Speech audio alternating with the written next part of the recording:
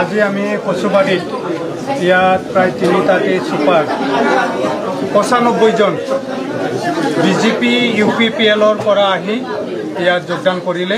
আমি গৈবাৰী ব্লক বিপিএফৰ উদ্যোগত এই কাৰ্যসূচী ইয়াত চলাইছোঁ আৰু ইয়াত আমাৰ প্ৰাক্তন বিধায়ক ইমানুৱেল মুছাহাৰী অলপ আগতে বক্তব্য ৰাখি ওলাই গৈছে আৰু আমাৰ ইয়াত গৈবাৰী ব্লকৰ সভাপতি সম্পাদক ভাৰপ্ৰাপ্ত সভাপতি সম্পাদক আমাৰ ৰিংচাৰ বড়ো জিতেন মুছাহাৰী সকলোৱে উপস্থিত হৈ এই মানুহখিনিক আমি আদৰি লৈছোঁ আৰু ইউপিপিএল আৰু বিজেপিৰ যিটো প্ৰবঞ্চনাৰ ৰাজনীতি ইয়াৰ বিৰুদ্ধে ইয়াৰ ৰাইজে সজাগ হৈছে সচেতন হৈছে আৰু বিপিএফ দলক আগন্তুক নিৰ্বাচনত গৈবাৰীত জয়যুক্ত কৰাৰ কাৰণে তেওঁলোকে সংকল্প লৈ বিপিএফ দলত আজি যোগদান কৰিছে।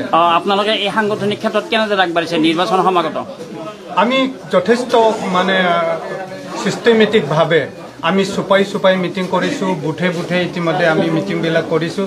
বুথ কমিটিবিলাকক আমি 60 জনতকৈ অধিক তাত ভৰ্তি কৰাই পেলাই সংগঠনটো মজবুত কৰি পেলাই আমি ইতিমধ্যে আগবাঢ়িছোঁ আৰু আমি গৈবাৰী যিটো পৰিষদীয় সমষ্টি তাত যিটো আমাৰ একদম গাঁওবিলাকৰ যিটো জনমত একদম 100% বিপিএফৰ ফালে গাঁও অঞ্চলত জনমত শক্তিশালী ৰূপত সৃষ্টি হৈছে।